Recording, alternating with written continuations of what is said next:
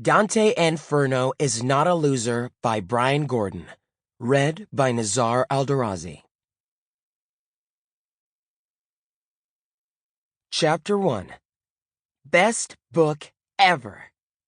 Dear Kid, welcome to the best book ever written. For real. How do I know that? Well, technically, I don't. But I've looked around and this is already better than any other I've seen. For instance, my mom has a ton of books with attractive people on the covers, just staring at one another, all mushy and creepy-like. Have you ever seen people doing that in real life? It's awkward and super boring, honestly. Can you even imagine reading a whole book about it? You'd have more fun eating that book. By the way, I don't know if anyone has actually eaten a book before, but they should totally write a book about that, because it will probably end up being like the second best book ever. And then they could write a sequel about what it was like to poop that first book out, or die of book poisoning. My dad has a ton of books too, but they're mostly about sports or war. More interesting, right? Wrong. Sports books are always about how some player or team stank and then ended up winning everything. I hate to be the one to tell you this, kid, but that's not how life works. Trust me, I'm a year 6 graduate. I've seen things. If you stink, you tend to stay stinky. That's just how the stinky universe works. I don't make the rules. War books seem like they would be more exciting with all the tanks and fighter jets and whatnot. But nope. Long book short, war is about one place invading another place, and everyone fights and gets sad. Want to be sad? Find yourself a war book. Then ask, what's wrong with yourself that you actually wanted to make yourself sad? Personally, I don't need a book to get really, really sad. Because I already am. How could I not be? My life is damned. Literally. Oh, geez. I just realized I haven't introduced myself. My name's Dante Nimrod Ferno.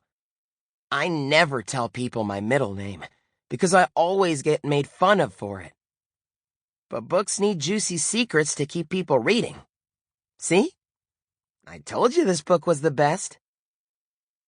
Sweet horns, right? They're actually pretty common in my hometown of Brimstone. But mine are way better than most people's. Anyway, assuming I survive the rest of summer, I'm gonna take these sweet horns and turn everything around when I start at Perg High School. Now, before I go any further with my story, I need to swear you to secrecy by means of a pinky swear. You in? Good. This is legally binding, by the way. Chapter 2. My dramatic origin story. So here's the deal. I'm writing this book because I'm about to start high school, assuming I survive long enough to get there.